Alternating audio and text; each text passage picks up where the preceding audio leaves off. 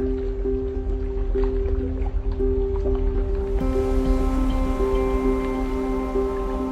love that stay curious concept. Always looking for ways that you, your team, and your company can do better. I think that idea and that curiosity underpins all success. I use a simple framework that helps me focus that curiosity. It's called the 4 energies. I've noticed that there's 4 main areas in my life that directly and indirectly affect the way that I perform. They're mental, physical, emotional, and relationships. By directing my curiosity through that framework, it helps me make sure that I leave no stone unturned. And it makes sure that I won't over-focus on one thing and then neglect others. One of the main performance aspects in the sport of professional big wave surfing is the ability to survive nasty wipeouts. They're an unavoidable part of the sport. The scariest part of a wipeout is called getting caught inside. Surviving this situation is all about being able to hold your breath for a long period of time. Let me show you what I mean by actually taking you through what it's like to get caught inside and how all of these 4 energies play a role in how well you hold your breath. Feel free to do this with me, or not, it's up to you.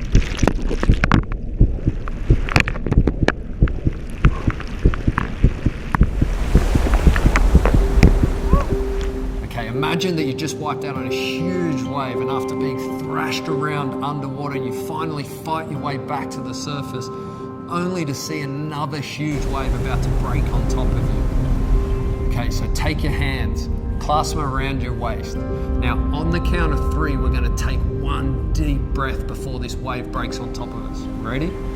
3, 2, 1. Take a deep breath.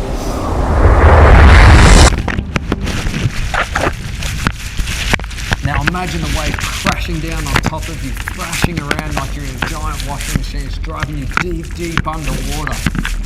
Now let's explore how the 4 energies play a role in whether or not you're going to be able to hold your breath long enough to survive this situation.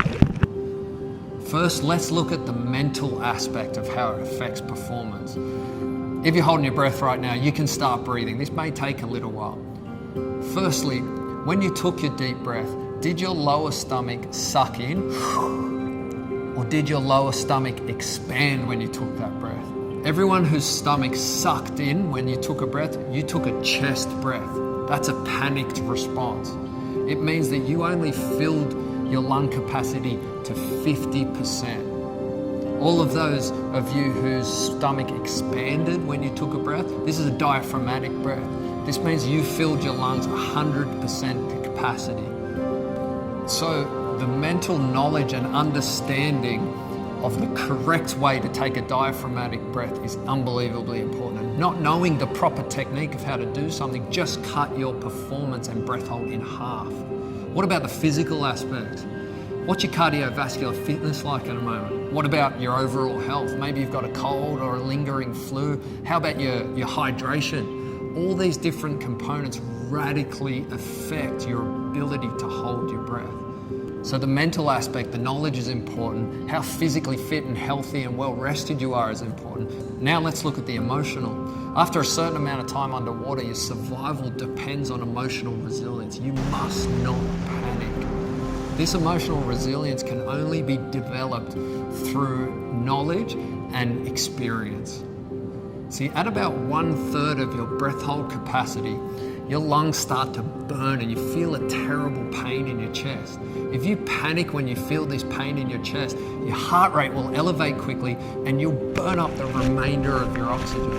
The only way to override this panic response is to recondition it by simulating the experience over and over again, teaching yourself to embrace the pain you're feeling, let go of the fear and stay relaxed.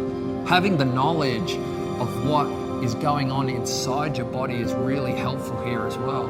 The pain in your chest is not due to a lack of oxygen. It's actually due to CO2 buildup. Having this knowledge helps you take a little bit more comfort that you can push beyond that pain that you're feeling and get to a part where you can hold your breath that much longer. So we've done the mental, we've done the physical, and we've done emotional. Let's have a look at relationships.